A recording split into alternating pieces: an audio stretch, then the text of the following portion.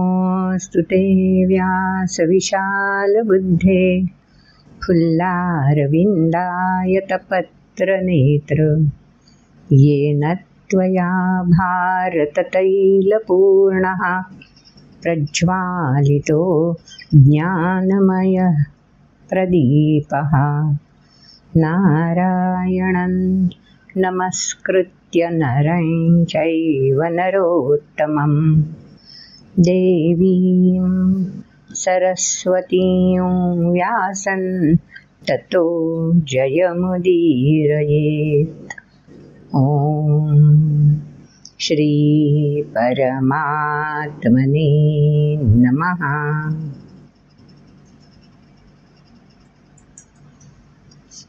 मागच्या व्हिडिओमध्ये एक महत्त्वाचा संदेश भगवंतांनी अर्जुनाला दिला आणि तो संदेश ऐकताना बरोबर आपला पुन्हा गोंधळ उडतो की ज्या भगवंतांनी 3ऱ्या अध्यायापासून अर्जुनाला धर्म कर्म करायचं, स्वधर्म महत्त्वाचा, नियत कर्म, सहज कर्म, सहज म्हणजे जन्माबरोबर जे आपल्याला प्राप्त झालेलं आहे कर्माचरण ते करायलाच हवं, त्याचा त्याग योग्य नाही, कर्माचा संन्यास होऊ शकत नाही, कारण नाही कश्चित क्षणमपि तेही सांगून दिलं।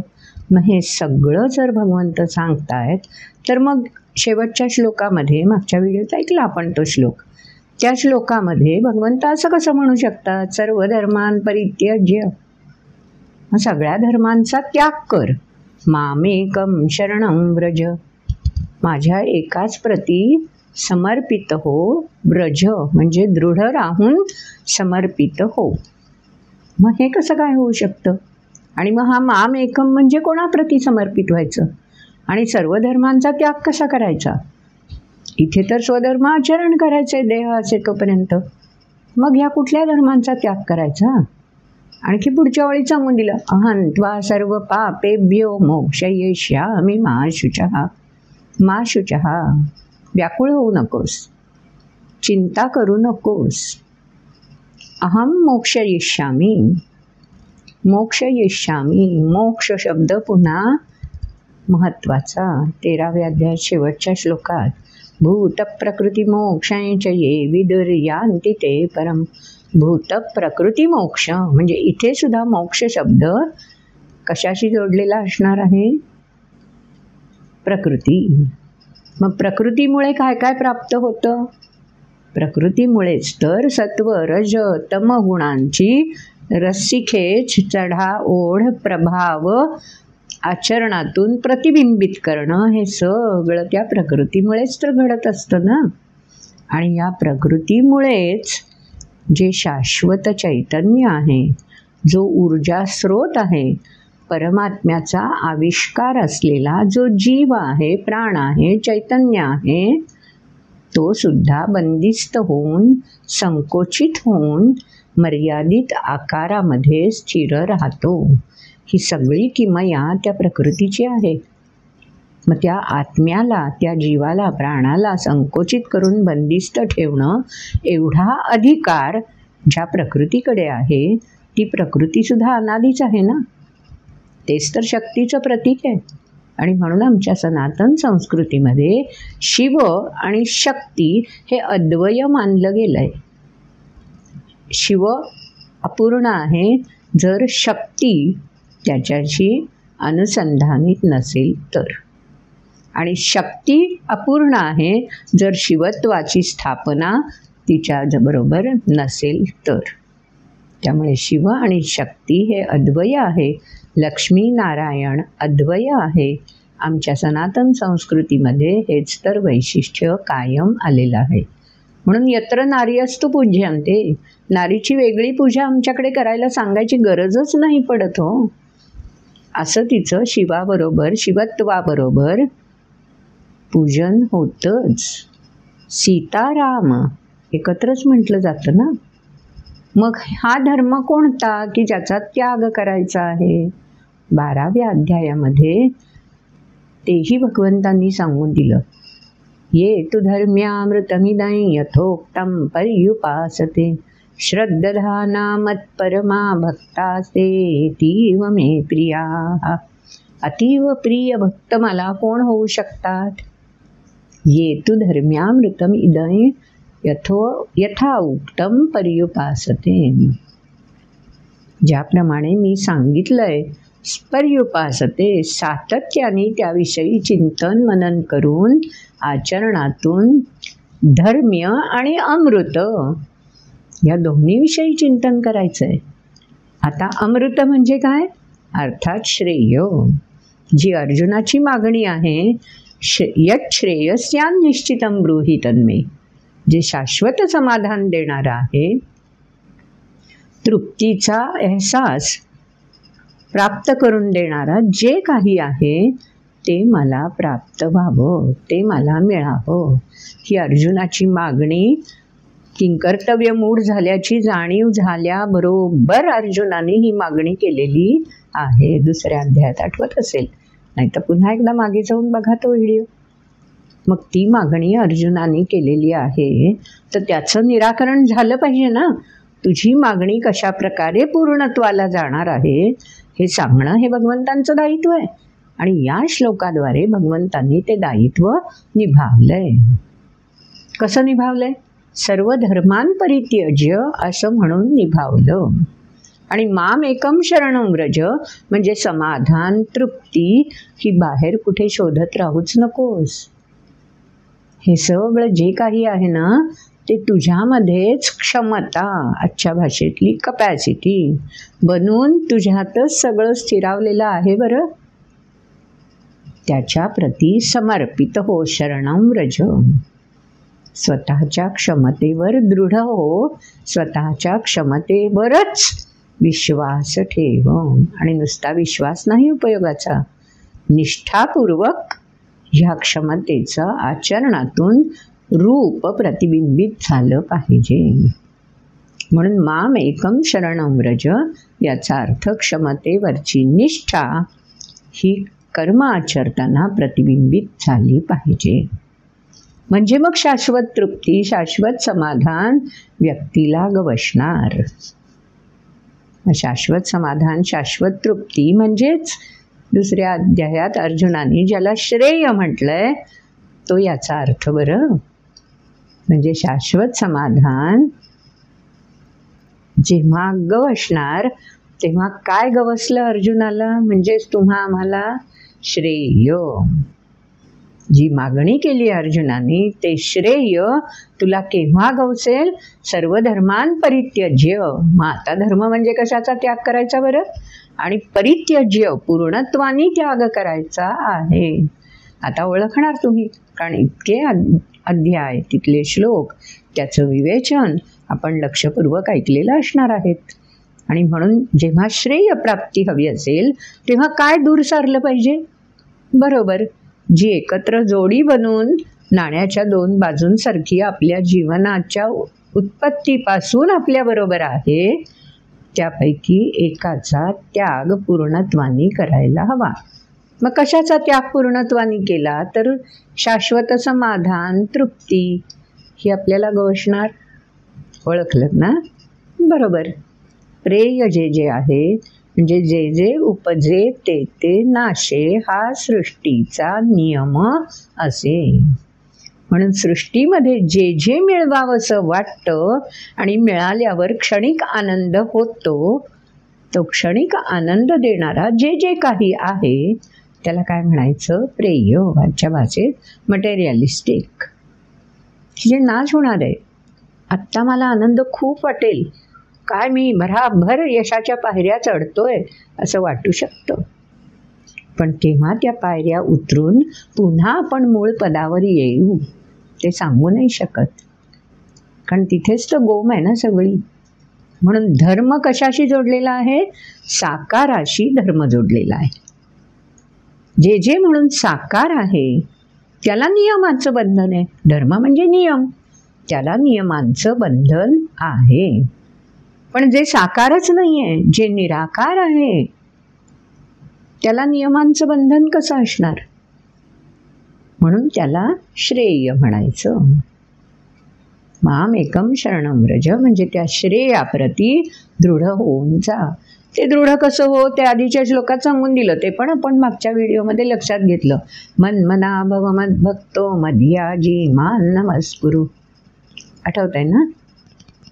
म्हणजे कशा प्रकारे तू श्रेयाप्रती येऊ शकशील आणि त्याच्याप्रती दृढ होऊ शकशील, त्याचं सगळं भगवंतांनी गुह्यतम म्हणून सांगून दिलं.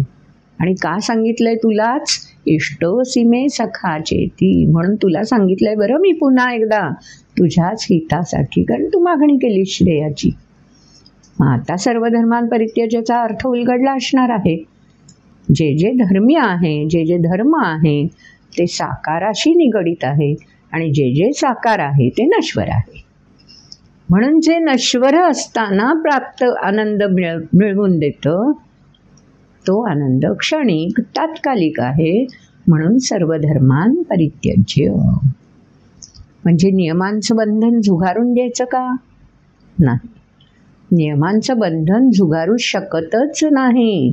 म्हणून भूत प्रकृती मोक्षायच ये विदुः, ह्या प्रकृतीचा जो प्रभाव आहे तिला माया असं म्हटलं जातं ना. ही प्रकृतीची माया आहे की मया आहे. दैवी हेषा गुणमयी मम माया दुरत्यया, ते पण स्वतः भगवंतांनी आधीच सांगून दिलंय. म्हणजे खरं तर सर्व धर्मान परित्यज्य मागचं रहस्य भगवंत आधीच्या अध्यायांमध्ये उलगडून दाखवतातच. तरी पण हा श्लोक वाचताना आपल्याला गोंधळल्यासारखं होतं, कारण आधी धर्ममचर धर्मम असं असताना इथे त्यज्य कसं म्हटलंय बरं धर्माला? मग जेव्हा असा संदर्भ आपण शोधत शोधत मागे जाऊ तेव्हा लक्षात येईल की धर्म हा सृष्टीशी निगडित आहे, तो साकाराशी निगडित आहे, तो रूपाशी निगडित आहे, तो शाश्वततेशी जोडलेला नाहीच. आणि मग हे एकदा आपल्याला उलगडलं की अर्जुनाला श्रेय प्राप्त होऊ शकतं हा विश्वास याच श्लोकाद्वारे भगवंतांनी दिला. मागच्या व्हिडिओमध्ये शेवटच्या श्लोकात आपण हेच लक्षात घेतलं. आता आणखीन काय सांगायचं? जी अर्जुनाची मागणी होती ती तर भगवंतांनी आता पूर्ण केलीच की, आता उगीचच काय सांगत बसायचं? एकदा गोष्ट संपन्न झाली की रिपीट एपिसोड, गोष्ट आवडली तर नक्कीच आपण ऐकतो बघतो, पण तिथेच रेंगाळत राहिली गाडी तर आवडत नाही ना. म्हणून आता भगवंत याच्या पुढे अर्जुनाला वेगळं काहीही सांगत नाहीत. मग हे पुढच्या श्लोकांमध्ये आता काय सांगतात भगवंत? अजून तर भगवद्गीतेतला 18वा अध्याय संपला नाहीये. मग पुढल्या श्लोकांमध्ये भगवंत काय सांगणार आहेत? आपल्याला ही उत्सुकता आहेच ना. आधी ऐकूया पुढचे श्लोक. ऐकूयात तर श्लोक. इदन्ते ना तपस्काय ना भक्ताय कदाचन, न चाशुश्रूषवे वाच्यं न च मायोऽभ्यसूयति, य इमं परमं गुह्यं मद्भक्तेष्वभिधास्यति, भक्तिं मयि परां कृत्वा मामे वैष्यत्य संशयः, न च तस्मान् मनुष्येषु कश्चिन्मे प्रियकृत्तमः, भविता न च मे तस्मादन्यः प्रियतरो भुवि, अध्येष्यते च य इमं धर्म्यं संवादमावयोः, ज्ञानयज्ञेन तेनाहमिष्टस्यामिति मे मतिः, श्रद्धावाननसूयश्च शृणुयादपि यो नरः, सोऽपि मुक्तः शुभाल्लोकान् प्राप्नुयात् पुण्यकर्मणां, कच्चिदेतच्छ्रुतं पार्थ त्वयैकाग्रेण चेतसा, कच्चिदज्ञानसम्मोहः प्रनष्टस्ते धनञ्जय. अर्जुन उवाच नष्टो मोहस्मृतिर्लब्धा त्वत्प्रसादान्मयाच्युत, स्थितोऽस्मि गतसन्देहः करिष्ये वचनं तव. सञ्जय उवाच इत्यहं वासुदेवस्य पार्थस्य च महात्मनः, संवादमिममश्रौषमद्भुतं रोमहर्षणं, व्यासप्रसादात् श्रुतवान्नेतद्गुह्यमहं परं, योगं योगेश्वरात् कृष्णात् साक्षात् कथयत स्वयं, राजन् संस्मृत्य संवादमिममद्भुतं केशवार्जुनयोः पुण्यं हृष्यामि च मुहुर्मुहुः तच्च संस्मृत्य रूपमत्यद्भुतं हरेः विस्मयो मे महान् राजन् हृष्यामि च पुनः पुनः यत्र योगेश्वरः कृष्णो यत्र पार्थो धनुर्धरः तत्र श्रीर्विजयो भूतिर्ध्रुवा नीतिर्मतिर्मम। ॐ तत्सदिति श्रीमद्भगवद्गीतासु उपनिषत्सु ब्रह्मविद्यायां योगशास्त्रे श्रीकृष्णार्जुनसंवादे मोक्षसंन्यासयोगो नाम 18 श्लोक तर ऐकले आपण. पहिल्या श्लोकामध्ये भगवंतांनी आता अर्जुनाला हे सगळं रहस्य जे मी तुला आत्ता सांगितलंय ते रहस्य कोणापाशीही व्यक्त करताना काय काय खबरदारी घ्यायची त्याच्याविषयी महत्त्वाच्या सूचना, इन्स्ट्रक्शन्स आजच्या भाषेमध्ये त्या भगवंतांनी देऊन ठेवल्या आहेत. आपल्याला नवीन काही कळलं तर किती उत्सुकता असते ना, कधी एकदा हे आपण सगळ्यांना सांगतोय. मग जेव्हा आपण उत्सुकतेने सगळ्यांना सांगत असतो त्यावेळेला कदाचित समोरच्याला ते ऐकण्यामध्ये गोडी असेल किंवा नसेलही, पण आपल्याला भानच नसतं. कारण आपल्याला जे नवीन उलगडलं आहे ते कधी एकदा आपण पोहोचवतोय याच भावनेमध्ये आपण गर्क झालेले असतो. म्हणून खबरदारी घ्यायला सांगितली आहे भगवंतांनी की हे रहस्य असं सहज वाटेवर उभं राहून कोणालाही सांगण्यासारखं नाही आहे. ऐकणाऱ्याची तेवढी क्षमता असेल तरच ते रहस्य उलगडेल आणि त्यातलं मर्म उलगडल्यावर होणारा शाश्वत आनंद, समाधान त्यालाही लुटता येईल. म्हणून महत्त्वाचं पहिल्या श्लोकात आत्ता ऐकलेल्या भगवंतांनी सांगून दिलं, इदंते ना तपस्काय ना भक्ताय कदाचन. ना शब्द आले, ना भक्ताय अभक्ताय, न अभक्ताय कदाचन. कधीच भक्त म्हणजे आपण 4 पायऱ्या शिकलेल्या आहोत: विश्वास, श्रद्धा, निष्ठा, समर्पण, म्हणजे भक्तीपर्यंत पोचलो. मग या 4ही पायऱ्यांवर चढून व्यक्ती जेव्हा भक्त होते त्या भक्ताला निश्चितपणे हे रहस्य समजून घेण्याची गोडी वाटेल, हे रहस्य समजून घेण्याची उत्कंठा असेल. पण जो तिथपर्यंत पोहोचला नाही, विश्वासाचा पायासुद्धा ज्याचा डळमळीत असेल, त्याला या रहस्याची उकल सांगून काय उपयोग आहे. म्हणून भगवंतांनी आधीच सांगून दिलं. आणि रहस्याची उकल करून बघायची असेल तर चिंतन मननाची साधना करायची तयारी हवी. म्हणून ना अतपस्काय, ज्याची चिंतन मननाची पण तयारी नाही आणि जो अभक्त आहे, ज्याला तपश्चर्या, साधना, मनन, चिंतन याच्यात पण रुची नाही, अशा व्यक्तीला हे रहस्य सांगून काय बरं उपयोग होणार. किंवा हे रहस्य उलगडून बघावं अशी उत्कंठा पण ज्याला नाही, त्याच्यापर्यंत कशाला हे रहस्य पोचवायचं आहे. आणखीन एक गोष्ट की रहस्य ऐकण्यामध्ये पण ज्याला रुची नाही, नचा शुश्रूषवे वाच्यन, बोलताना ऐकण्याचं सुद्धा गोडी असायला हवी ना. म्हणून ते पण भगवंतांनी सांगून नचमायोभ्यसूयती, ज्याला परमात्म्याविषयीच तिडीक आहे, अविश्वास आहे, अशा व्यक्तीला सुद्धा हे रहस्य उकलून दाखवण्याची, त्यासाठी तयारी करून, अभ्यास करून तो त्यांना महत्त्व सांगण्याची आवश्यकता मुळीच नाही. आपण म्हणतो ना, दगडावर डोकं आपटलं तर होणार आहे काय? दगड फुटणार नाही आहे, पण डोक्याला इजा मात्र नक्कीच होणार आहे. तसं अट्टाहासानी ज्यांना ह्याच्यात गोडीच नाही त्यांनाच मी त्याची गोडी लावेन म्हणून प्रयत्नपूर्वक तिथे पोहोचणं आणि रहस्याची उकल करून दाखवत राहणं अशी मुळीच आवश्यकता नाही, असं भगवंत स्पष्ट करून सांगतायत. आणखीन पुढच्या श्लोकात भगवंत काय सांगून देतात? यैमं परमं गुह्यं मद्भक्तेष्वभिधास्यति भक्तिं मयि परां कृत्वा मामे वैष्यत्य संशयः. यांना नाही सांगितलं तरी काहीही फरक पडणार नाहीये.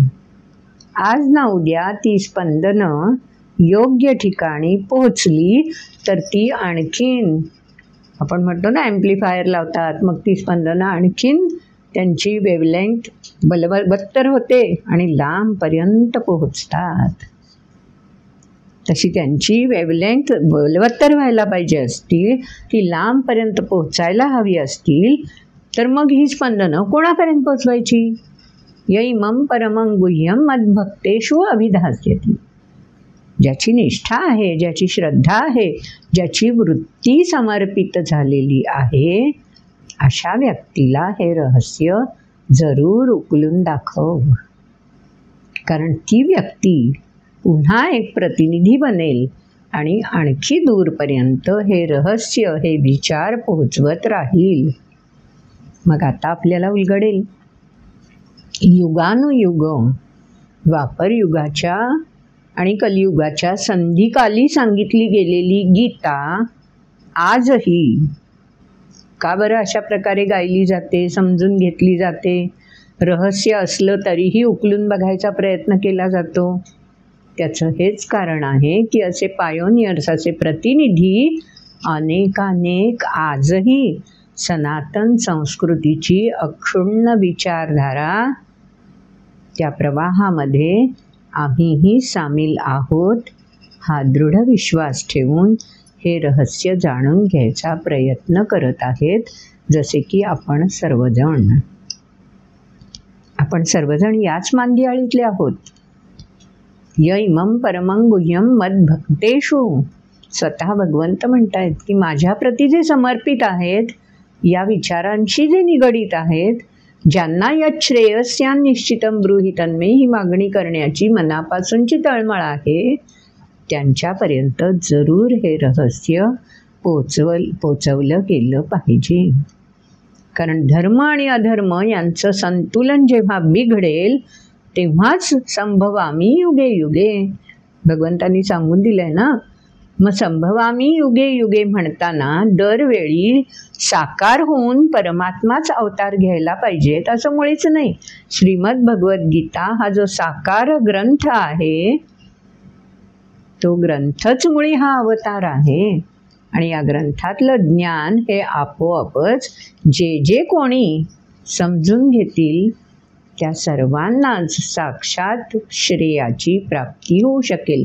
म्हणून पुढच्या अध्यायामध्ये भगवंत स्वतःच सांगून देत आहेत, न च तस्मान् मनुष्येषु कश्चिन्मे प्रियकृत्तमः भविता न च मे तस्मादन्यः प्रियतरो भुवि. भुवि म्हणजे संपूर्ण संसारात, जगात, सृष्टीमध्ये.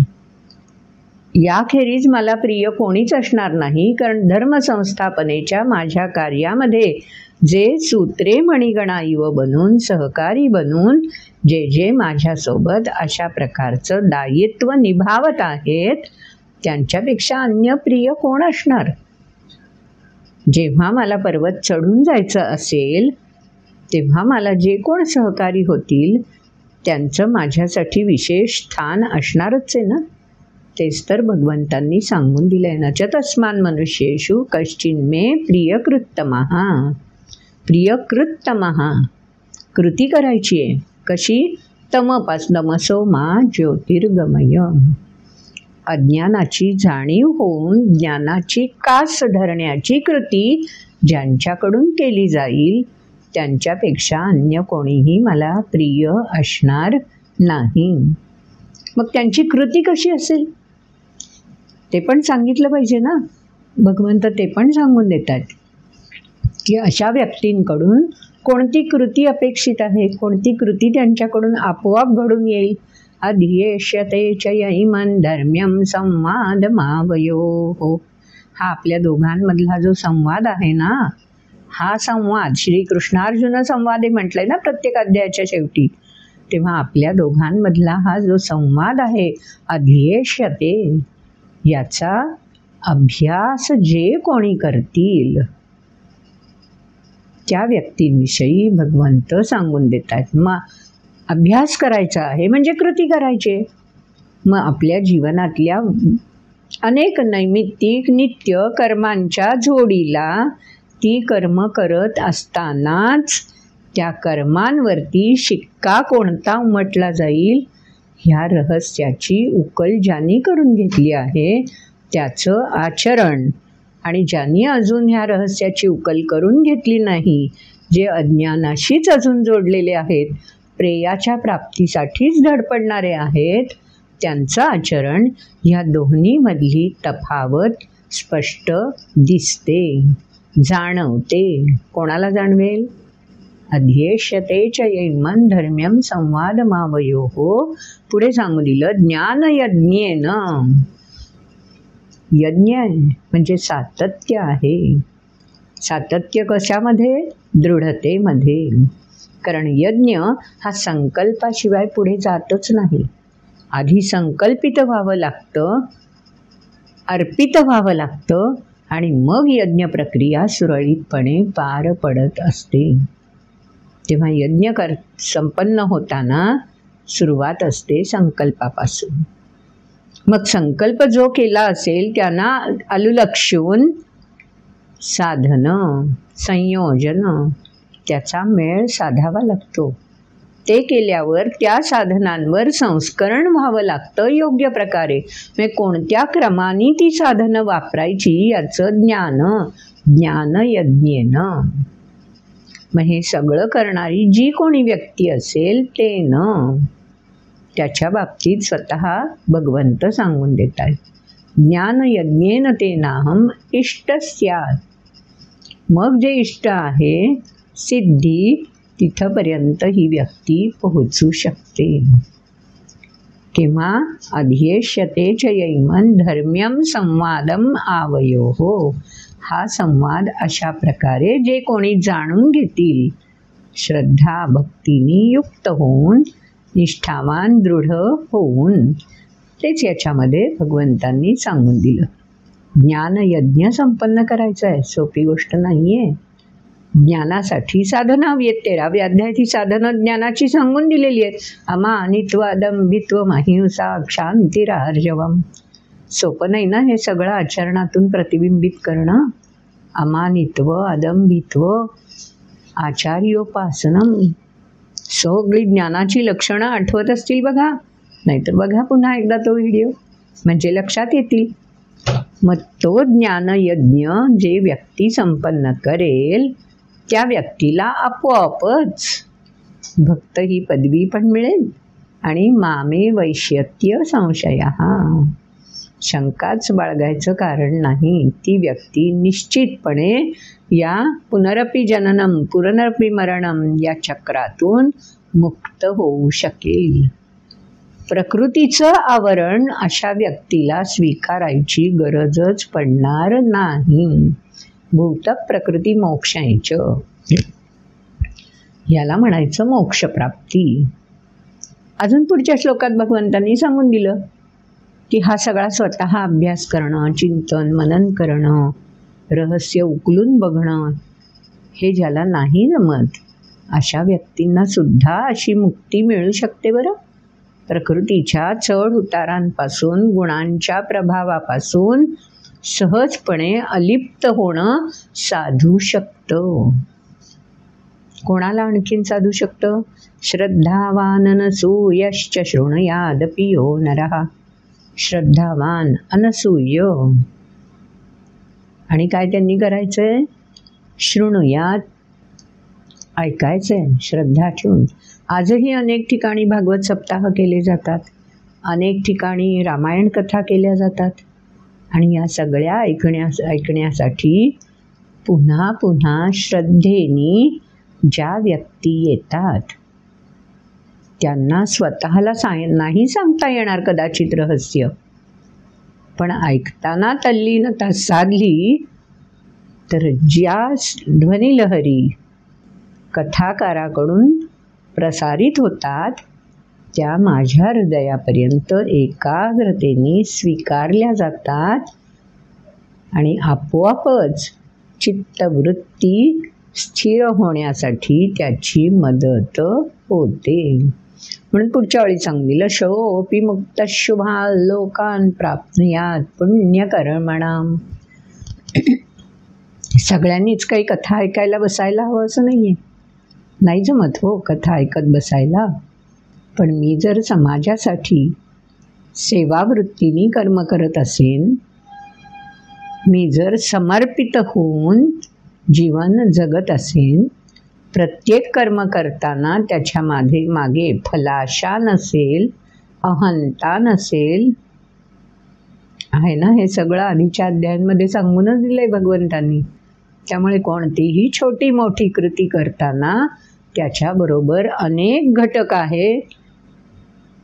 किमान 5 घटक सांगून दिलेच आहेत ना भगवंतांनी याच अध्यायात.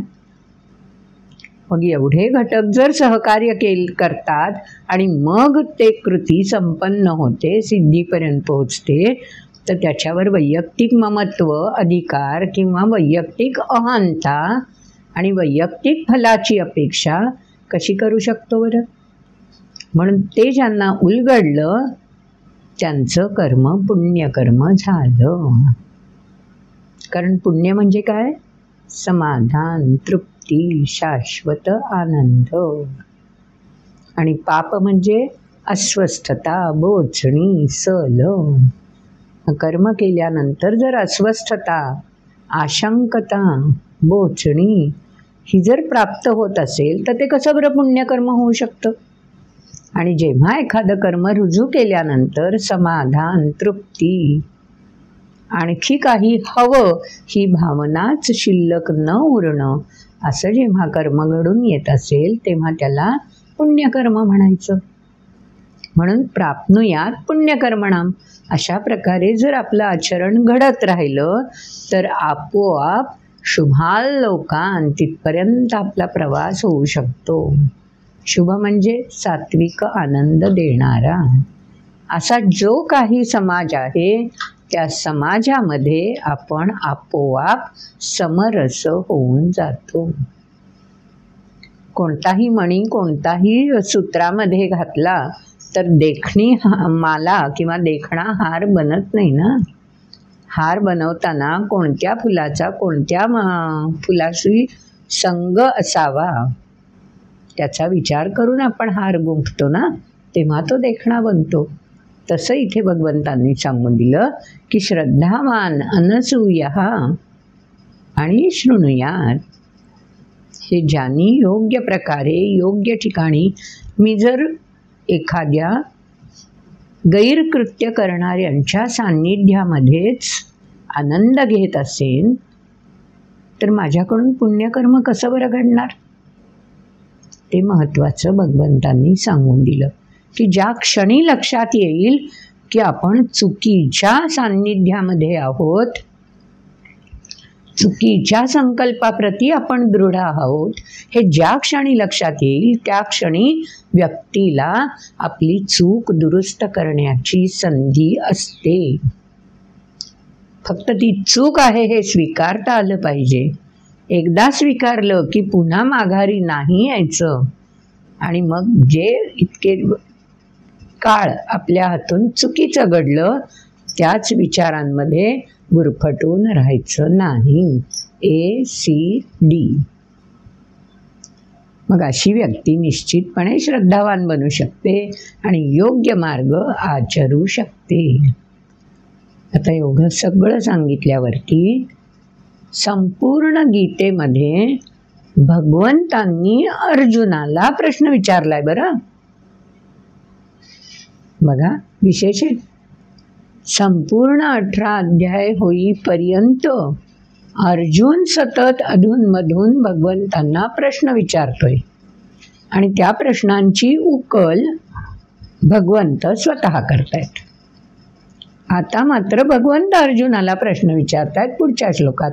श्लोक तर ऐकला आपण. कच्चिदेतच्छ्रुतं पार्थ त्वयैकाग्रेण चेतसा कच्चिदज्ञान सम्मोह प्रनष्टस्ते परंतप. परंतप अर्जुनाला उद्देशून म्हटलंय. श्रेष्ठ असा साधक श्रेष्ठ अशी साधना करणारा असा हा अर्जुन आहे. श्रद्धावान, तपस्येमध्ये मग्न राहणारा, तेजाची कामना करणारा, भारत, सगळे शब्द अर्जुनासाठी वापरलेत. भारत होण्यासाठी महाबाहो, ज्याच्याकडे सामर्थ्य आहे असा हा अर्जुन आहे. म्हणून भगवंतांनी अर्जुनाला पहिला प्रश्न, एकमेव प्रश्न गीतेतला विचारला. कच्चित एतच्छ्रुतत पार्थ. पार्थ असा शब्द वापरलाय. पार्थ म्हणजे पराक्रमी. नैराश्यावर मात करायची असेल तर सामर्थ्य एकत्रित करावं लागतं. सामर्थ्य एकत्रित करणाऱ्याला आणि आचरणातून प्रतिबिंबित करणाऱ्याला पार्थ म्हणायचं. बरोबर ना? मग ते कोणत्याही क्षेत्रातलं छोटंसं का असे ना, निश्चित केलेला संकल्प दृढतापूर्वक सिद्धीकडे घेऊन जाण्यासाठी प्रयास करणारी हरेक व्यक्ती अशा प्रकारे पार्थ असते. विचलित न होणारी, अच्युत पथ गामिनी. अच्युत, च्युत म्हणजे विचलित होणारा, निश्चित ध्येयापासून विचलित होणारा, भरकटणारा, त्याला म्हणायचं च्युत. आणि अच्युत, कृष्णाला उद्देशून अर्जुनाने हा शब्द वापरलेला आहे. निष्ठेपासून, ज्या संकल्पासाठी आपण अवतार घेतलेला आहे त्या संकल्पापासून भगवंत क्षणभर सुद्धा भरकटले नाहीत, विचलित झाले नाहीत. त्यांना का अपमान सोसावे लागले नाहीत? त्यांना का आयुष्यामध्ये दोष स्वीकारावे लागले नाहीत? त्यांची का कोणी निंदा केली नाही? भगवंतांचं चरित्र आपण अभ्यासलं तर हे सगळं त्यांच्या वाट्याला सुद्धा आलेलं आहे. मानहानी वाट्याला आलेली आहे, पराभव वाट्याला आलेला आहे, निंदा, हेटाळणी हे वाट्याला आलेलं आहे, अवमान सहन करावे लागले आहेत. हे सगळं स्वीकारून सुद्धा जेव्हा अडिगपणे ध्येयाप्रती समर्पित राहते व्यक्ती, तेव्हाच ती व्यक्ती एकाग्र, तल्लीन, भारत, पार्थ या सगळ्या विशेषणांनी युक्त होते. म्हणून अर्जुनाला भगवंत विचारतायत, कच्चिद एतच्छ्रुतं पार्थ त्वया एकाग्र चेतसा. एकाग्र, अग्र म्हणजे टोकदार, निश्चित संकल्प, निश्चित ध्येय करून त्याच्या प्रती चेतसा म्हणजे मन, बुद्धी, इंद्रिय, चतुष्टय म्हणतो ना, अंतःकरण, हे सगळं एकाग्र, एकलक्षी बनायचं.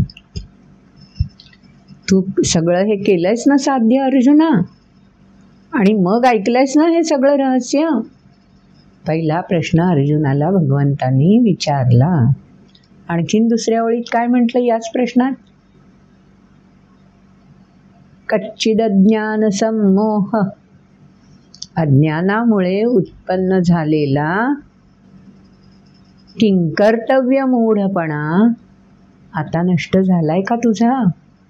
कारण सुरुवातीला अर्जुनाने ते म्हटलं होतं ना की मी मनबुद्धीनी किंकर्तव्य मूढ होऊन गेलोय, काय निर्णय करावा तेच मुळी अपहृत चेतसा.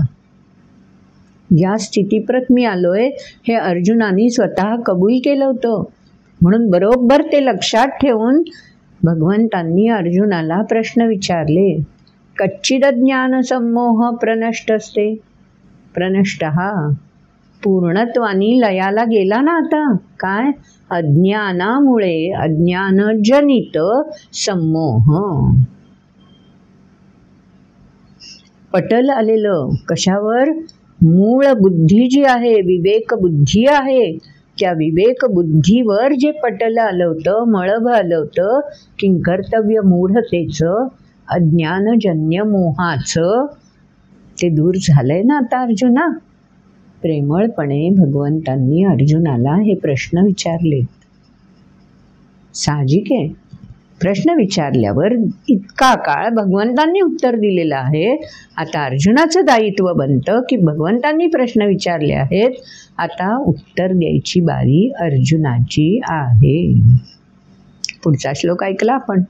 अर्जुनाने उत्तर दिलंय. काय उत्तर दिलंय बघूया. पण त्यापूर्वी आपल्या स्मिताताईंनी एक प्रश्न विचारलाय बरं. त्या प्रश्नाचा संदर्भ आपण बघूया आणि मग जेव्हा अशी किंकर्तव्य मूढता व्यक्तीला येते, काय करावं ते उलगडत नाही, स्वतःची क्षमताच जाणवेनाशी होते, पार्थ पराक्रम आपल्याच मध्ये आहे हेच मुळी विसरायला होतं, अशा वेळी व्यक्ती चुकीचं पाऊल उचलू शकते. त्या संदर्भात आपल्या ताईंनी एक प्रश्न विचारलेला आहे. स्मिताताई सोबळकर मला वाटतं त्यांनी प्रश्न विचारला आहे. छान प्रश्न विचारला आहे. कारण आजकाल या प्रश्नाची गंभीरता किंवा तीव्रता जगभरात जास्त जाणवायला लागलेली आहे. भगवंतांनी भगवद्गीतेमध्ये 2ऱ्या अध्यायापासून सांगून दिली आहेत आत्म्याची लक्षणं. त्याच्याविषयी हा प्रश्न आहे बरं. कोणती आत्म्याची लक्षणं आहेत? नयने छिन्नन्ति शस्त्राणि नयनं दहति पावकः न चैनं क्लेदयन्त्यापो न शोषयति मारुतः. आणखीन त्याच्या पुढच्या 2 श्लोकांमध्ये पण आत्म्याची लक्षणं सांगून दिली आहेत. आठवत असतील? नाहीतर बघा श्लोक काढून, नाहीतर तो व्हिडिओ काढून बघा 2ऱ्या अध्यायाचा. त्याच्यामध्ये ही सगळी आत्म्याची लक्षणं सांगून दिलेली आहेत. आणि मग वासांसी जीर्णानि यथा विहाय नवानी गृह्णाति नवानी देही. देही म्हणजे आत्मा, जीव, प्राण. तो ठरवतो, तो निर्णय करतो की जे आवरण संकोचित होऊन मी स्वतःहून स्वीकारलंय. गंमत बघा, हेच तर रहस्य आहे. प्रकृतीचा अधिकार कोणता? कर्माचरणासाठी इंद्रियांना स्वातंत्र्य देण्याचा, इंद्रियांना जोडून एकसंध ठेवण्याचा अधिकार प्रकृतीचा. कार्यकरण कर्तृत्वे हेतु प्रकृती रोच्यते. तेव्हा कार्य करणं, कर्तृत्व, संसाधन म्हणून ही प्रकृती आहे. शरीर माध्यम खलु धर्म साधन. तेव्हा त्यासाठी प्रकृती आहे. पण त्या प्रकृतीला चयनशील बनवणारा जर कोणी असेल तर तो परमात्मा आहे. आणि परमात्म्याचा अधिकार काय आहे? प्रकृतीशी संग साधायचा की नाही साधायचा याचा निर्णय करण्याचा अधिकार, श्रेष्ठता ही परमात्म्याची आहे. आणि आपली श्रेष्ठता सिद्ध करण्याचा कोणताही मानस परमात्मा ठेवत नाही. म्हणून विविधतेने नटायचं असेल तर आधी अहंता त्यागावी लागते. तेव्हा वैविध्य सहजपणे सामोरं येतं. मग परमात्म्याला विविधतेने साकारायची जेव्हा संकल्प करावाचा वाटला, इच्छा उत्पन्न झाली, तेव्हा कामना उत्पन्न झाली की आपोआप त्या अनुषंगाने सिद्धीच्या दिशेने जाण्यासाठी प्रयत्न करायला हवेत, संसाधनं मिळवायला हवीत, संस्करण आवश्यक आहे, समन्वय आवश्यक आहे. माझा मी स्वतंत्र नाही राहू शकत. संकल्प सिद्धीपर्यंत न्यायचा असेल तर फार महत्त्वाचं आहे की मी स्वतः संस्कारित होऊ शकतो. मी स्वतः संसाधनं पण एकत्रित करू शकतो. माझ्याकडे ती क्षमता आहे.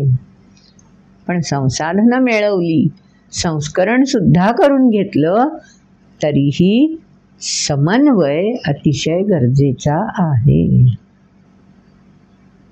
हा समन्वय जेव्हा साधायची वेळ येते त्याच वेळेला तर खरी कसोटी असते. आता ताईंचा जो प्रश्न आहे ना, तो या संदर्भातला कसा आहे बघा. त्यांनी स्वच्छ प्रश्न विचारला आहे की आत्मा जर निश्चित करतो देहाचा त्याग केव्हा करायचा, आणि आत्मा देहाचा वस्त्रासारखा त्याग करून मुक्त होतो. आत्मा अविनाशी आहे. मग एखाद्या व्यक्तीने जर आत्महत्या केली, तर आत्महत्या केली म्हणजे काय केलं? शरीर त्याग झाला, आत्मा मुक्त झाला असा आपला समज. मग आत्महत्या निषिद्ध मानली जाते ती का, असा प्रश्न या स्मिताताईंना पडलाय. आणि गंमत म्हणजे त्यांनीच त्याचं उत्तर पण द्यायचा प्रयत्न केलाय बरं का, की परमात्म्याचा अधिकार आपण हिरावून घेतो म्हणून तर कदाचित ती निषिद्ध नसेल ना. म्हणजे उत्तराच्या दिशेने त्यांनी प्रवास स्वतः सुरू पण केलेला आहे, पण सर्वांसाठी म्हणून कदाचित त्यांनी हा प्रश्न विचारला असेल असं समजूया.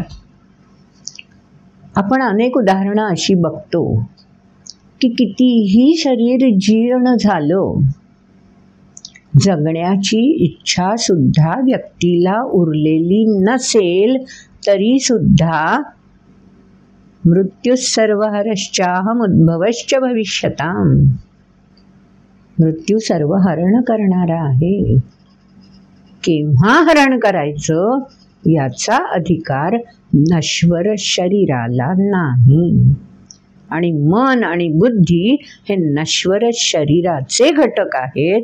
नश्वर शरीराला प्राप्त झालेली ती उपजत वरदानं आहेत. ती वरदानं आहेत, ती उपजत जन्मतः प्राप्त झालेली आहेत. मग जे मला जन्मतः प्राप्त झालेलं आहे ते ऋण आहे ना माझ्यावर. मग ते जर माझ्यावर ऋण असेल तर ते ऋण फिटेपर्यंत माझा कसा त्याच्यावर अधिकार? म्हणून शरीराने कर्म करण्याचा अधिकार आहे, कर्म करण्याचं स्वातंत्र्य शरीराला आहे, त्याचे परिणामही भोगायचं स्वातंत्र्य. स्वातंत्र्य कसलं? ते बंधनच हो. फळामुळे फळ उत्पन्न होणारे कर्म केल्यावर उत्पन्न झालेलं फळ बंधन म्हणून स्वीकारावंच लागणार आहे. मग जे मला उपजत वरदान म्हणून प्राप्त झालेलं आहे त्या वरदानाप्रती मी अव्हेर कसा करू शकतो? आपल्याकडे म्हटलं जातं ना मराठीत, उपकाराची फेड अपकाराने केली तर ते निषिद्ध आहे. हे धर्म्य कर्म नाही. धर्माचा अर्थ आपण आज खूप छान समजून घेतलाय सुरुवातीलाच. मग आता मला सांगा, आत्महत्या, आमचा शब्द पण फार छान आहे हो, ती हत्या आहे. आणि गीतेमध्ये भगवंतांनी सांगून दिलंय की हत्या उद्देशाने नाही केली तर त्याचा दोष तुझ्यावर येणारच नाहीये. मारणारा किंवा मरणारा तू नाहीच आहेस. त्या देहाचा त्याग केव्हा करायचा, त्या देहापासून अलग केव्हा व्हायचं याचा अधिकार त्या जीव चैतन्य ऊर्जेनी स्वतःकडे राखून ठेवलेला आहे. कारण ऊर्जेनी स्वतःचा संकोच करून प्रकृतीचं बंधन स्वीकारलेलं आहे. तेव्हा त्या ऊर्जेचा ऋण हे प्रत्येकावर आहे, सृष्टीतल्या प्रत्येक घटकावर आहे.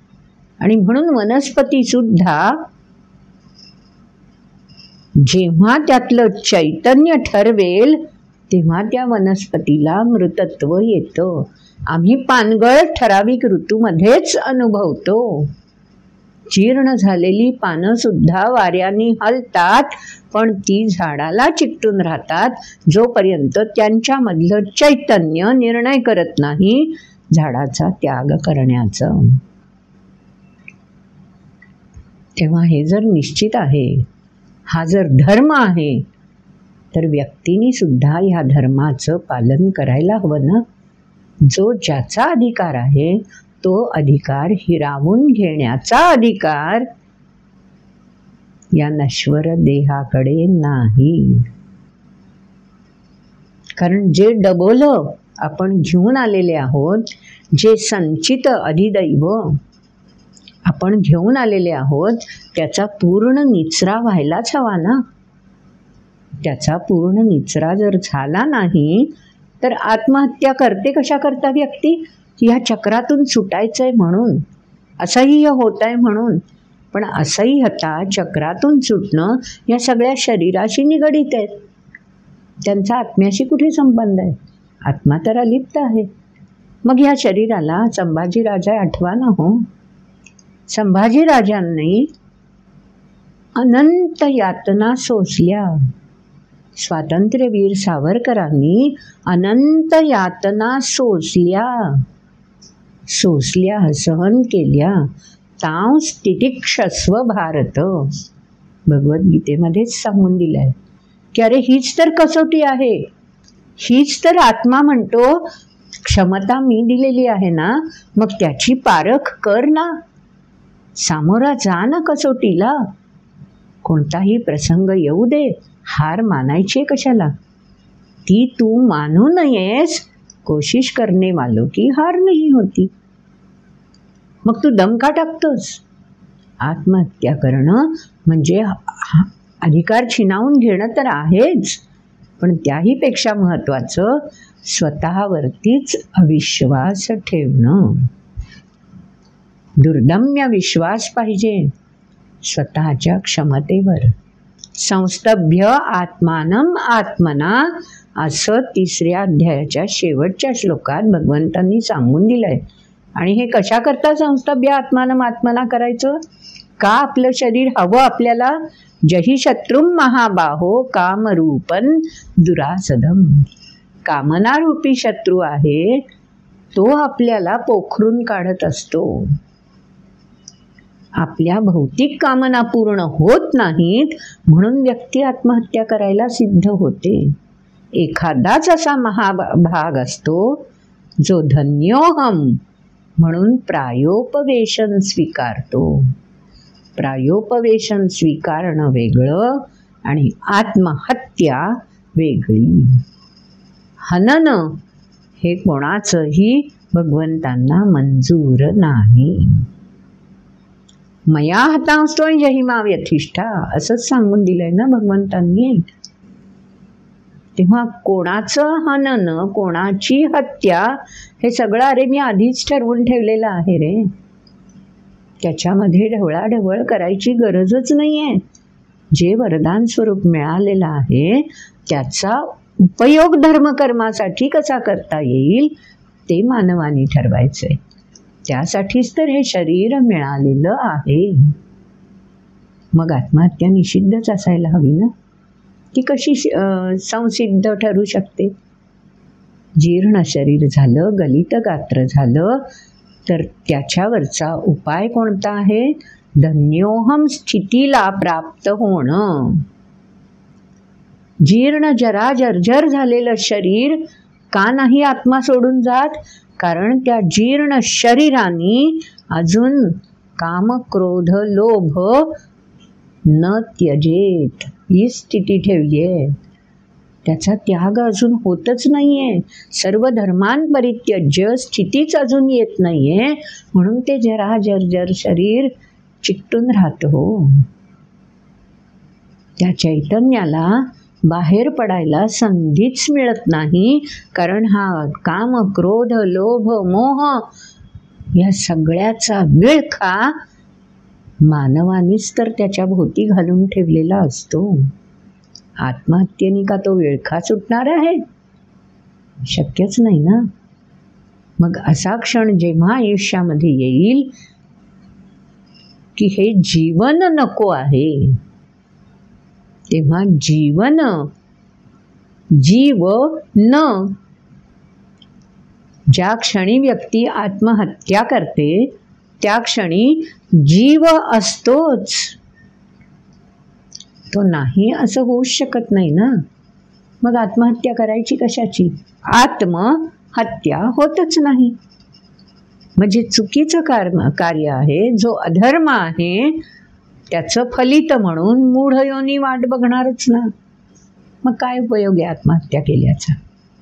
हे सगळं सहज तत्वज्ञान जर व्यक्तीने समजून घेतलं, अगदी स्वातंत्र्यवीर सावरकरांचं चरित्र वाचलत ना, किंवा अन्य कोणाचीही चरित्र जर आपण वाचली तर अशा कसोटीच्या क्षणी त्यांच्या सुद्धा मनामध्ये आत्महत्येचे विचार घोळलेले आहेत.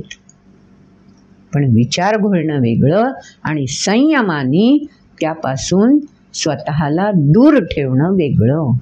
तिथेच तर आत्मा आणखी तेजाळून निघतो आणि मग भूतप्रकृती मोक्ष साध्य होतं. म्हणून अर्जुनाला भगवंतांनी हा प्रश्न विचारलाय बरं, कच्चिदेत श्रुतं पार्थ त्वयैकाग्रेण चेतसा. म्हणजे तुला हाराकिरी करायची, समजा तू माझ्या सांगण्यावरून ऐकण्यावरून रहस्य जाणल्यावर युद्धात भाग घेशील सुद्धा, पण हाराकिरी म्हणून तू युद्धात भाग घेता कामा नयेस. कारण युद्धामध्ये असे कितीक प्रसंग येतील की ज्या क्षणी तुला वाटेल कशा करता मी हे युद्ध करतोय, यापेक्षा स्वतःला संपवावं. आणि पुढे महाभारतामध्ये आपण जर अभ्यासलं असेल तर असे प्रसंग आलेले सुद्धा आहेत अर्जुनावर. पण अर्जुन संयमाने एकाग्र चेतसा हे तत्वज्ञान मुरवलेलं असल्यामुळे त्याच्या मनाभोवती, चित्ताभोवती, बुद्धीभोवती, चतुष्टय ज्याला अंतःकरण असं आपण म्हणतो, चेतना असं चेतस असं म्हणतो, त्याभोवती अशी काही मजबूत दिवार की ज्याच्या पल्याड जो संकल्प दृढ केलेला आहे त्या भिंतीच्या पल्याड असले वेडेवाकडे विचार शिरकावच करू शकलेले नाहीत. आणि म्हणून शेवटच्या क्षणापर्यंत अर्जुन योग्य प्रकारे निर्णयक्षम राहिलेला आहे. व्यक्तीने सुद्धा म्हणून तर भगवद्गीता समजून घ्यायची आहे, चिंतन मननात ठेवायची आहे. कसोटीच्या क्षणीच तर आत्मा परीक्षा घेतो आणि आपण मात्र देहाच्या अधीन होऊन असे कोणते तरी निर्णय घेतले तर मूढ योनी अटळ आहे. म्हणून आमच्या सनातन संस्कृतीमध्ये आत्महत्या निषिद्ध आहे. कारण ऋषी मुनींनी हे सगळं रहस्य जाणून घेतलेलं आहे, म्हणून तिला निषिद्ध ठरवलंय. जो अधिकार आपला नाही, ज्याचे आपण ऋणाईत आहोत, त्या ऋणाईतावर मी जर माझा अधिकार वर्चस्व स्थापन करायला जाईन तर ते धर्म कर्म साकार असलेल्या व्यक्तीचं नाही. आणि यतो धर्मस्ततो जयः. त्यामुळे जोपर्यंत देह आहे तोपर्यंत धर्म निश्चितपणे अवलंबायला हवा. मला वाटतं स्मिताताईंच्या प्रश्नाचं सविस्तर उत्तर, त्याच्यावरची चर्चा आपण केलेली आहे. आपल्याला सुद्धा याविषयी कदाचित मनात उत्तर हवंही असेल. या विवेचनातून आपल्याला ते मिळालं असेल की आत्महत्या निषिद्ध का, प्रायोपवेशन शुद्धतेकडे घेऊन जाणारं आहे म्हणून ते निषिद्ध नाही आहे. कारण प्रायोपवेशनामध्ये निर्धार तपासला जातो, दृढता तपासली जाते. भूतक प्रकृती मोक्ष जाणण्यासाठी व्यक्ती संकल्पित होते. प्रायोपवेशन वेगळं, संथारा व्रत वेगळं आणि आत्महत्या वेगळी. हा सगळा उलगडा भगवद्गीतेनेच आपल्यापर्यंत आणून पोहोचवलेला आहे. म्हणून अर्जुनाला भगवंतांनी हा प्रश्न विचारलाय, त्याच्याशी हा संदर्भ आपण जोडला आणि हे सगळं विवेचन लक्षात घेतलं. अज्ञान संमोह, आत्महत्येचा विचार तेव्हाच बळावतो जेव्हा हा अज्ञानजन्य संमोह ताबा घेतो, जकडून टाकतो, आपल्या विवेकालाच मुळी हरण करून टाकतो. म्हणून अज्ञान संमोह प्रनष्ट हा ते तुझा अज्ञानजन्य संमोह नष्ट झालाय ना. भगवंतांनी खुंटा हलवून बळकट केलाय अर्जुनाला प्रश्न विचारून. मग आता अर्जुनाने उत्तर काय दिलंय पुढच्या श्लोकात ऐकलं आपण. अर्जुन उवाच नष्टो मोह स्मृतिर्लब्धा.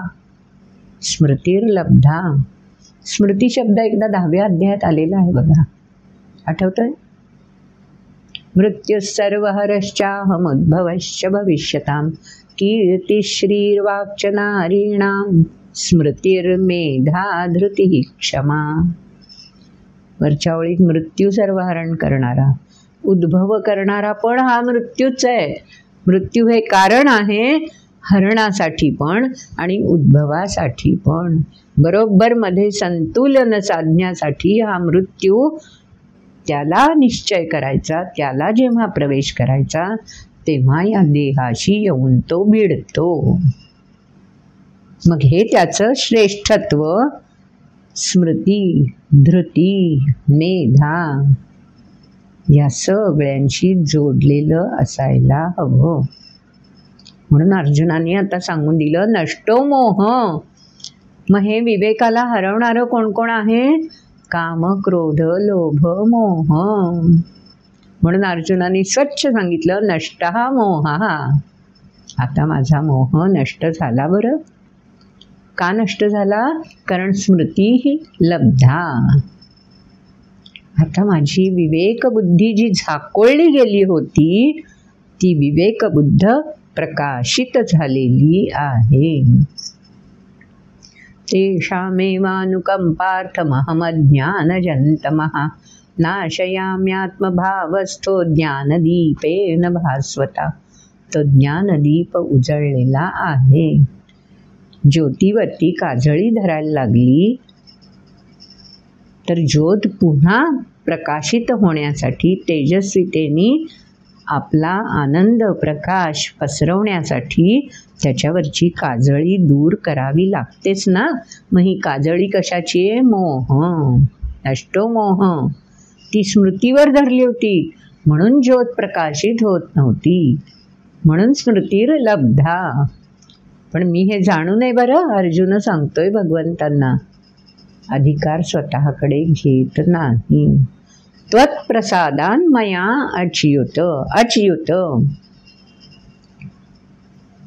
दृढ निश्चयापासून न ढळणारा तू आहेस आणि तुझ्याकडून त्याच विषयी मी ऐकलेलं आहे. म्हणून आता मी देखील तसाच योग्य अच्युत पथगामिनी बनतोय. त्याच मार्गावर मी जाणार आहे, कारण तुझ्याकडूनच मला प्रसाद स्वरूप प्रसन्नतेचं वरदान. प्रसन्नता कोणती असते हो? सगळीकडे जर का उन्हामुळे तलखली होत असतील, उन्हामुळे सृष्टी ही पोळली जाते, भाजली जाते, तुम्ही आम्ही तर अस्वस्थ होतोच. पण एक अमृताचा घनू बरसला की जी तृप्ती लाभते ना, त्यालाच तर श्रेय म्हणायचं. त्यासाठीच तर आधी तपाम्यहमहं वर्षन. आधी तपाम्यहम. त्या वर्षांचं, त्या अमृताच्या घनूचं स्वागत करण्यासाठी आधी आपण अंतर्बाह्य तप्त होऊन निघालो पाहिजे. तहान लागली आहे, तृष्णा आहे. कशाची? अमृताच्या घनूची. नुसता तो घन दिसला, जलद दिसला तरीही आम्हाला अंतरामध्ये समाधानाचं स्फुरण जाणवायला लागतं. त्वत्प्रसादान. आणि मग काय होतं? स्थितोस्मी गतसंदेह. नुसता तो अमृताचा घनू सान्निध्यात आहे एवढं जरी कळलं तरी गतसंदेह. संशयात्मा विनश्यती, तेही भगवंतांनी सांगून ठेवलं आहे. पण गतसंदेह झाल्यावर विनश्यतीचा धोकाच सुरत नाही. म्हणून अर्जुनाने स्वच्छ स्थितोस्मी गतसंदेह. स्थित हा स्थिर झालो बरं मी आता शंका किंतु परंतु हे माझ्या थार्याला सुद्धा फिरकणार नाहीत. मोहरूपी जो पिंजऱ्यात मी अडकलेलो होतो तोही पिंजरा तुटून फुटून विखुरला गेला आहे. आणि म्हणून मग करिष्ये वचनं तव. वचन दृढतापूर्वक पालन करायचं आहे आणि मी ते करेन. ही खात्री अर्जुन भगवंतांनी जो प्रश्न विचारलाय त्याच्या उत्तरादाखल देत आहे. बस श्रीकृष्णार्जुन संवाद याच ठिकाणी संपन्न झालेला आहे. सुरुवातीला प्रश्न धृतराष्ट्राने विचारला होता, त्याच्या उत्तरादाखल संजयाने विवेचन केलं होतं आणि युद्धासाठी कशी सज्जता आहे ते सगळं सांगून दिलं होतं. आणि मग हळूहळू धृतराष्ट्राला अपेक्षित कृती अर्जुनाने केल्यानंतर भगवंतांनी सुरुवात केली दुसऱ्या अध्यायाच्या सुरुवातीला. आणि भगवंतांनी अर्जुनाला दूषणं दिली. कुतस्त्वा कश्मलमिदं विषमे समुपस्थितम अनार्यजुष्टमः स्वर्गमकीर्तिकरमः. आणखीन पुढे सांगून दिलं, क्लैब्यम आस्मगमः पार्थ नैतत्त्वयुपपद्यते क्षुद्रम हृदय दौर्बल्यं त्यक्तोत्तिष्ठ परंतप. बस एवढ्या 2 श्लोकामध्ये भगवंतांनी अर्जुनाला जोर का झटका धीरे से लगी, त्याच्या सान्निध्यात राहून हा असा बूस्टर डोस पाजला की अर्जुन श्रेयाची मागणी करायला सिद्ध झाला. आपण किंकर्तव्य मूढ झालो आहोत हे त्यांनी ओळखलं, कारण हा बूस्टर डोस अर्जुनाला मिळून गेला. आणि मग धृतराष्ट्राला जे अपेक्षित कृती अर्जुनाकडून घडली होती त्या कृतीशी अर्जुन दृढ राहिला नाही. हळूहळू भगवंतांशी संवाद साधत असताना जी स्पंदनं सकारात्मक भगवंतांकडून अर्जुनामध्ये संप्रेरित झाली त्या स्पंदनांचा परिणाम म्हणून अर्जुन भगवंतांच्या प्रश्नाला उत्तर देताना नष्टो मोह स्मृतिर्लब्धा इथपर्यंत येऊन पोहोचला. वाटेमध्ये स्पीड ब्रेकर्स आले. अर्जुन पुन्हा अडखळला. अनेक प्रश्न अर्जुनाने विचारले, पण त्याचं निरसन भगवंतांनी अर्जुन त्याच मार्गावर दृढतेच्या मार्गावर राहील अशा पद्धतीने केलंय. भगवद्गीता अशा प्रकारे आपल्याला सकल मानसशास्त्र व्यक्तीचं अभ्यासून उत्तर देते. भगवंतांनी मानसशास्त्राला आधारित धरून अर्जुनाच्या मनस्थितीला उभारी दिलेली आहे. स्वतःच्याच मनाचं व्यवस्थापन योग्य पद्धतीने कसं करावं हेच तर भगवद्गीतेचं गमक आहे. आणि नुसतं मनाचं व्यवस्थापन नाहीये, त्या मनाचं व्यवस्थापन करता करता ज्या शरीराद्वारे हे व्यवस्थापन प्रकट होणार आहे त्या कृतीचं पण व्यवस्थापन कशा पद्धतीने करावं हे पण आपल्याला भगवद्गीतेमधूनच जाणवतं. तेव्हा आपल्या प्रत्येक क्षणाच्या कृतीचं व्यवस्थापन, मनाच्या आंदोलनांचं व्यवस्थापन, संतुलन, संयोजन हे एकत्रित साधलं की झालं संस्करण. आणि मग हे संयोजन संस्करण हे मन शरीराचं व्यवस्थापन जेव्हा बुद्धीपर्यंत पोहोचेल तेव्हा बुद्धीद्वारे जे निर्णय अंमल करायचे, प्रत्यक्षात उतरवायचे आहेत त्याच्याविषयी पण भगवंतांनी व्यक्तीला समृद्ध केलेलं आहे. एवं बुद्धेत परम बुद्ध्वा संस्तभ्यात्मानमात्मना इति गुह्यतमं शास्त्रम इदमुक्तं मया नघ एतद् बुद्ध्वा बुद्धिमान स्यात्. नुसतं मन आणि शरीराचं व्यवस्थापन नाही उपयोगी, बुद्धिमान स्यात्. बुद्धीने ह्या दोघांनाही अखंड संतुलित ठेवायचं आहे, अखंड धर्म्य मार्गावर प्रेरित करायचं आहे. ती क्षमता सुद्धा बुद्धी, मन आणि शरीराच्या द्वारे तुझ्यामध्येच प्रदान केलेली आहे. हे महत्त्वाचं रहस्य भगवद्गीतेद्वारे आपल्यापर्यंत पोहोचतं. आणि जेव्हा केव्हा आपण हतोत्साह होऊ, जेव्हा केव्हा आपण निराशेने वेढले जाऊ, त्या क्षणी या भगवद्गीतेतले असे श्लोक, असे शब्द आपल्याला पुन्हा एक बळ प्राप्त करून देतात. करू शकतो, मीच योग्य मार्गावर पाऊल वाट ठेवू शकतो, पाऊल वाट मी चोखाळू शकतो. भले मी आजपर्यंत अपिचेत सुदुराचारो भजते मामनन्य भाग साधुरेव समंतव्यस क्षम्य व्यवसितो हि सहा. स्वतः भगवंतांनी क्षिप्रम भवती धर्मात्मा, असू दे ना चुकीचा मार्ग, नाही मला व्यवस्थापन जमलं, काही बिघडत नाहीये. दृढ झालास, स्वतःच्या क्षमतेवरती विश्वास ठेवणारा झालास, आत्मनिर्भर होण्याचा संकल्पित झालास की व्यक्तीला अशक्य असं काहीच नाही. म्हणून रामदास स्वामींनी अशक्य ते शक्य करिता सायास. सायास करायचेत कोणी? व्यक्तीनी. तेच या गीतेतून आपल्याला संदेश सहजपणे मिळालेला आहे. आणि हा संदेश देत असताना कुठेही व्यक्तीनी बुरसटलेलं राहायला हवं, रूढी परंपरांचा जोखड स्वीकारायला हवं हे सांगितलंच नाही. भगवंतांनी खुलं दिलेलं आहे, स्त्रियो वैश्यास तथा शूद्रास तेपि यान्ति परांगतीम. किती भगवंतांनी सहजपणे पत्रम पुष्पम फलंतो यो मे भक्त्या प्रयच्छती. अरे जे आहे ना तुझ्याजवळ, यत करोशी यदश्नासी यज्जुहोशी ददासी यत, जे आहे ते अर्पण कर ना. वृत्ती समर्पित होणं महत्वाचं आहे. तेव्हा वृत्ती, चित्तवृत्ती अशा प्रकारे जडणघडण संस्कारित झाल्या की सिद्धी आणि समर्पणाचा मार्ग सहजपणे प्रकाशित होत जातो. आणि म्हणून गीतेचे शेवटचे श्लोक आहेत ना, ते ना भगवंतांनी म्हटलेत ना अर्जुनांनी म्हटलेत. कोणी म्हटलेत बरं हे शेवटचे श्लोक? संजयानी म्हटलेत. संजयाचं दायित्व काय आहे?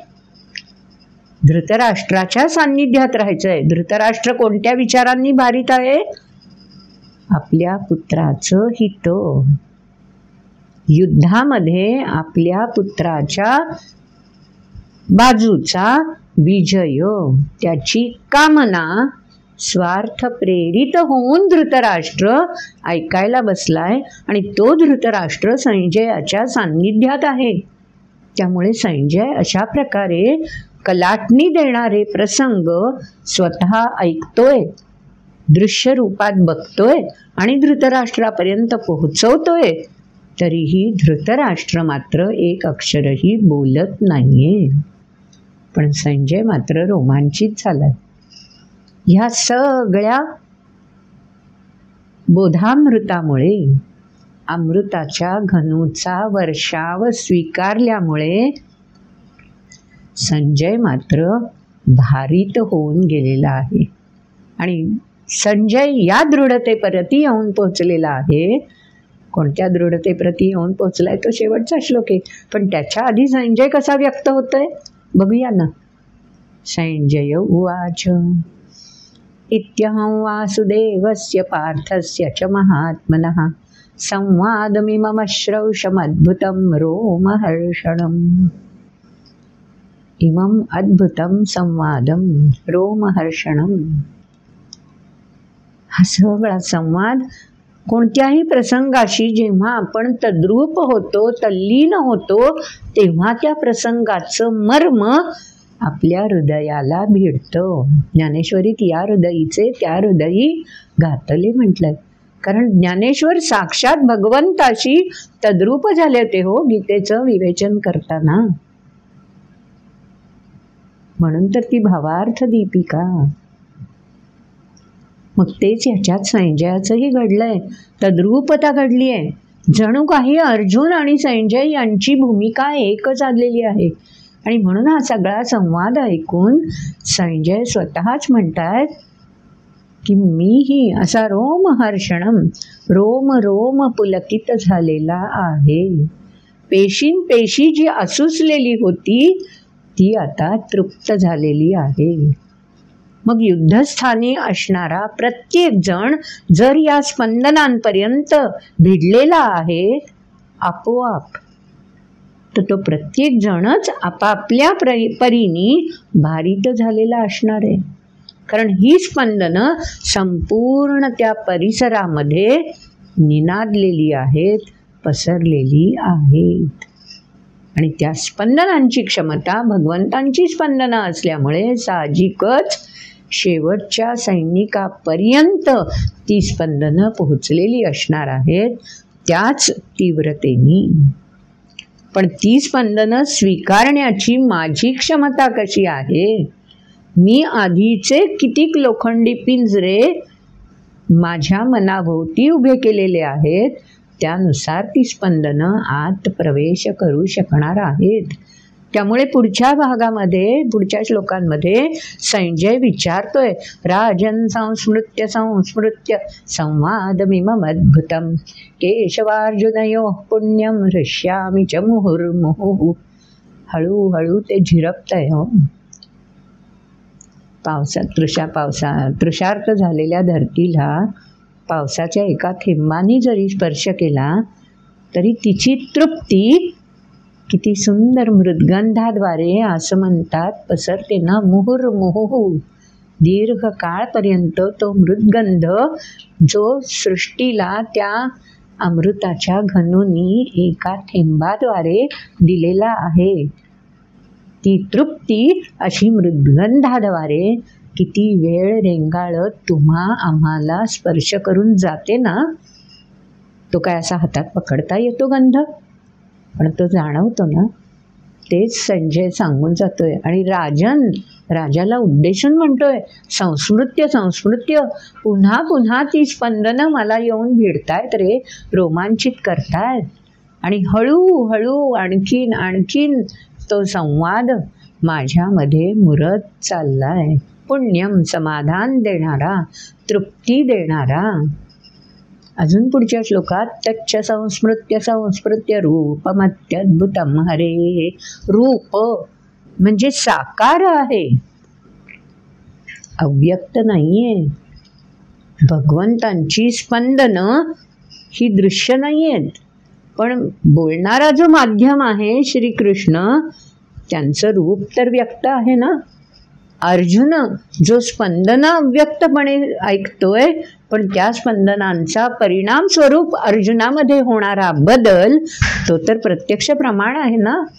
तच्च संस्मृत्य संस्मृत्य रूप हे व्यक्ताशी जोडलेलं आहे. आणि म्हणून स्पंदन अव्यक्त, पण त्याचा परिणाम व्यक्त, तो संजयाला जाणवतोय. विस्मयो मे महान राजन, महान राजन, राजा तू सुद्धा ह्या स्पंदनांची महती समजून घेतली असशील. मी तर विस्मयकारी, आश्चर्यचकित होऊन गेलेलो आहे. आणि आणखीन भारावलेला संजय सहजपणे काय बोलून जातोय, त्याला खरं तर जे घडतंय ते पोहोचवायचं काम सोपवलेलं आहे. स्वतःचे विचार कोणत्याही प्रकारे धृतराष्ट्रापर्यंत पोहोचवायचे नाहीयेत. पण तरीही संजयाला एवढं बळ, एवढं सामर्थ्य, आपल्या क्षमतेचा एवढा प्रत्यय प्राप्त झालाय. कशामुळे? रूपमत्यद्भुतं हरे. हे भगवंताचं अति अद्भुत असं कृष्णाच्या माध्यमातून दृग्गोचर झालेलं विश्व जेव्हा मला प्रचितीला आलंय, तेव्हा संजय नकळत बोलून जातोय की जे अजून रणांगणावर घडलेलंच नाहीये. अजून अर्जुनाने फक्त करिष्ये वचनं तव म्हटलंय, मी युद्ध करतो असं कुठेही अर्जुनाने अजूनही म्हटलेलं नाही ना. भगवंतांनी अर्जुनाला तू युद्ध कर, उभा राहा असं म्हटलेलं आहे. युध्यस्व विगतज्वरः म्हटलंय, तस्माद योगाय युध्यस्व सगळं सांगितलंय. पण युद्ध कर कोणतं? स्वतःच्या किंकर्तव्य मूढतेवर मात करण्याचं युद्ध कर, ते भगवंत सांगून देत आहेत. तुझ्या ज्या चुकीच्या धारणा मनाला वेढून बसल्या आहेत त्या दूर करण्यासाठी युद्ध कर, हे भगवंत सांगतायत. कुठेही कौरवांशी युद्ध कर असं गीतेत भगवंतांनी अर्जुनाला सांगितलेलं नाही. हे फार महत्वाचं आहे. आणि तरीही संजयाला नुसतं करिष्ये वचनं तव हे अर्जुनाचे बोल ऐकल्यावर म्हटल्याशिवाय राहवत नाहीये. काय म्हणतोय संजय?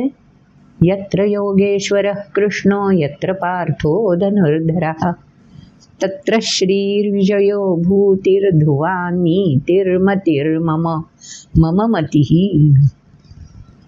माझी विवेक बुद्धी मला प्रचिती देऊन सांगते. शेवटचा श्लोक असा संजय स्वतःच्या बुद्धीशी विवेकनिष्ठ राहून व्यक्त होतोय. इतका वेळ सगळं जे जे घडतंय ते मी तुमच्यापर्यंत राजन आणून पोहोचवलंय, पण आता मात्र माझी मती, माझी विवेकनिष्ठता जे मला प्रत्ययाला आणून देते ते मी व्यक्तपणे आपल्यासमोर मांडतो. असं म्हणून संजयानी धीटपणाने, जगामध्ये हेच तर अपेक्षित आहे, हाच धीटपणा आपल्यामध्ये यायला हवा. जे चुकीचं आहे ते चुकीचंच आहे हे प्रस्थापित करण्यासाठी दोन हात करण्याची गरज नाही. आपल्यातला ठामपणा, आपल्यातला विश्वासपूर्वक कृतीचा प्रत्यय हा आपोआप समोरच्याशी दोन हात करून जातो. त्यामुळे श्रद्धापूर्वक, निष्ठापूर्वक आपली कृती आणि आपली देहबोली ही आपोआप व्यक्त होऊन जाते. तेच यत्र योगेश्वर कृष्ण, योगेश्वर योग साधणारा कृष्ण ज्या ठिकाणी आहे, ईश्वर स्वामी बनून बाहेर कुठे आहे हो? तो तर आपल्यामध्येच स्थित आहे ना. यत्र योगेश्वर कृष्ण यत्र पार्थो धनुर्धर हा म्हटलंय. धनुर्धर जे अर्जुनानी स्वतःच बाजूला ठेवलं होतं. विसृज्य सशनाय चापम हा परिणाम अर्जुनानी आपल्या कृतीद्वारे दाखवून दिला होता. पण आता धनुर्धर पार्थ ज्या ठिकाणी करिष्ये वचनं तव म्हणणारा पार्थ आहे. कारण कृष्णाने पार्थाला प्रश्न विचारलाय, कच्चिदेतच श्रुतं पार्थ त्वयैकाग्रेण चेतसा. म्हणून संजय सुद्धा पार्थच शब्द वापरतोय. पण आता पार्थ कसा आहे? विसृज्य सशनाय चापम नाहीये, धनुर्धर पार्थ आहे. असा धनुर्धर पार्थ जिथे आहे आणि ज्याच्या सान्निध्यामध्ये पार्थाला योग साधून देणारा कृष्ण आहे, तत्र श्रीर्विजयो भूतीर. श्री म्हणजे सामर्थ्य, सौंदर्य, सात्विकता, ह्या सगळ्याचा एकत्रित प्रत्यय ह्या श्रीमध्ये आहे. कारण श्री म्हणजे अनादी शक्ती, चैतन्य की जी शिवत्वाशी जोडलेली आहे. शिवशक्ती आमच्याकडे हे अद्वय आहे. म्हणून तत्र श्री विजय भूती ध्रुवानीती. ध्रुवानीती अटळ अढळ अशा नीतीचा प्रत्यय. नीती म्हणजे नेमकं काय? जे शाश्वत श्रेय तेच प्राप्त करून देणारं त्याला म्हणतात नीती.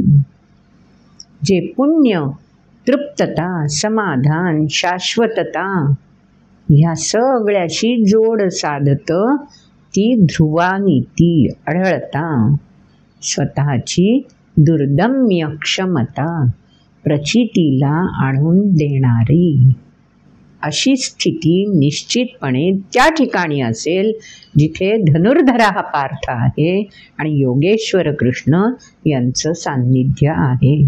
म्हणजे स्वतःच्याच आत्म्याची प्रचिती, स्वतःच्याच क्षमतेची प्रचिती आचरणाद्वारे जेव्हा पूर्णत्वानी प्रकाशित होईल तेव्हा ध्रुवानीती, तेव्हाच जगामध्ये शाश्वत समाधान, तृप्ती यांचा स्रोत अनुभवायला मिळेल.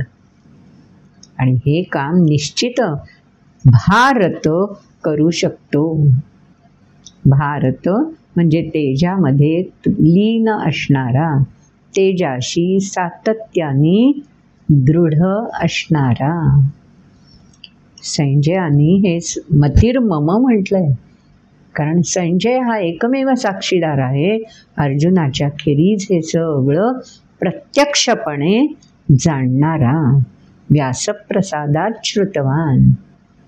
किती सुंदर गीतेचा मर्मग्राही शेवट नाही म्हणता येणार, कारण इथून तर खरं कृतीला प्रारंभ आहे. करिष्ये वचनं तव. तेव्हा कृतीला प्रारंभ करण्यापूर्वी अशा प्रकारची आपली धारणा दृढ होणं आवश्यक आहे. म्हणून संकल्प करतानाच आधी विचार करायचा. संकल्प केल्यावर त्या संकल्पाच्या सिद्धीसाठी धनुर्धरा हा पार्थ बनायचं. बस मग सिद्धी फार दूर असणारच नाही आहे. सिद्धीचे 2 प्रकार, एक सिद्धी, असिद्धी. सिद्धी जी आपल्याला अधिक श्रेष्ठ यशाकडे जाण्यासाठी प्रेरित करेल, किंवा असिद्धी जी आपल्याला अनुभव संपन्न, अनुभव समृद्ध होण्यासाठी प्रेरित करेल. दोन्ही समर्पिततेसाठीच सिद्ध करणार. तेव्हा अशा पद्धतीने ही भगवद्गीतेमधली पंचसूत्री पुन्हा पुन्हा आपण अभ्यासायला हवी. कोणती आहे ही पंचसूत्री? जीवनाधार असलेली. जीवन सुरू होतं तेच संकल्पाने. संकल्प पुढे पुढे प्रवास करू शकतो संयोजन साधनांच्या उपलब्धतेमुळे. साधनं प्राप्त झाली म्हणजे विज्ञान. त्याच्या जोडीला त्या विज्ञानाचा कशासाठी उपयोग करायचा? संस्करण म्हणजे ज्ञान. त्यासाठी बुद्धीचं वरदान आहे. विज्ञानासाठी इंद्रिय आणि मन आहेत, आणि संकल्पासाठी या सगळ्याचा एकत्रित मेळ आहे. मग हे सिद्ध करायचं आहे म्हणून समन्वय, आणि मग जे फलित मिळणार ती सिद्धी. आणि मग सिद्धी जी काही प्राप्त होईल ती समर्पित अनुभवी व्यक्ती, तीच तर पुढच्यांना प्रेरणा बनू शकते ना. म्हणून सिद्धीचं समर्पण. अशी ही जीवनाधार असलेली पंचसूत्री गीतेच्या माध्यमातून आपल्यापर्यंत पोहोचवण्याचा एक छोटासा प्रयास श्री गुरुकुलम न्यासाच्या माध्यमातून मी करायचा प्रयत्न केलेला आहे. आपण पुन्हा पुन्हा यावर चिंतन मनन करावं. हेच गीतेचं मर्म असं मुळीच नाही. अधिक अधिक आपण विचार करून यामध्ये मांडणी करू शकतो. धन्यवाद.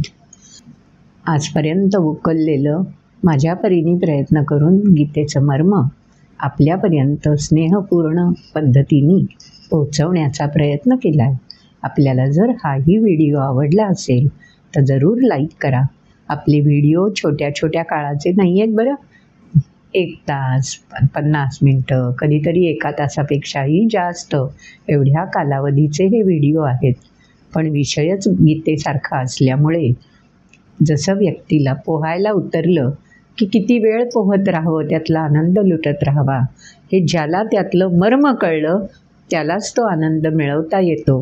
ज्याला नाकातोंडात पाणी जातं आहे म्हणून पोहूयाच नको असं वाटतं, त्याला हे मर्मग्राही रसग्रहण भगवद्गीतेचं ऐकताना कदाचित हे किती दीर्घ काळचं आहे असं वाटू शकतं. पण आपण जर त्याच्यामध्ये डुबी मारायचा प्रयत्न केलात तर हे निश्चित आपल्याला आवडेल, कारण हे भगवद्गीतेचं देणं आहे. जर आपल्याला आवडलं असेल तर जरूर लाईक करा. शेअर तर आपण करतच असाल. चॅनल सबस्क्राईब करा, म्हणजे आपल्याला सगळे व्हिडिओ आपल्या वेळेने आपल्या सावकाश चिंतन मनन पद्धतीने ऐकता येतील. त्याच्यावर स्वतः आणखीन काही विचार मांडू शकाल. सबस्क्राईब चॅनल केलात की आपल्याला हे सगळं करणं शक्य होईल. आणि बेल आयकॉन क्लिक केलं तर नोटिफिकेशन मिळत राहीलच. आता गीतेचं मर्म उकलून बघितल्यानंतर पुढे काय श्री गुरुकुलम न्यास आपल्यासाठी घेऊन येणार आहे, उत्सुकता तर आपल्याला असेलच. थोडी वाट पाहूया, कळेलच लवकर पुढचा श्री गुरुकुलम न्यासाचा प्रकल्प, किंवा या दृष्टीने कोणते व्हिडिओ, कोणता कार्यक्रम आपल्यापर्यंत येऊन पोचणार आहे. तेव्हा सध्या गीता गुंजन आणि पैरवी भगवद्गीतेची ह्या कार्यक्रमामध्ये आपण रस घेऊन पुन्हा पुन्हा डुंबत राहूया, ऐकत राहूया आणि उत्सुकतेने पुढच्या प्रकल्पाची वाट पाहूया. नमस्कार.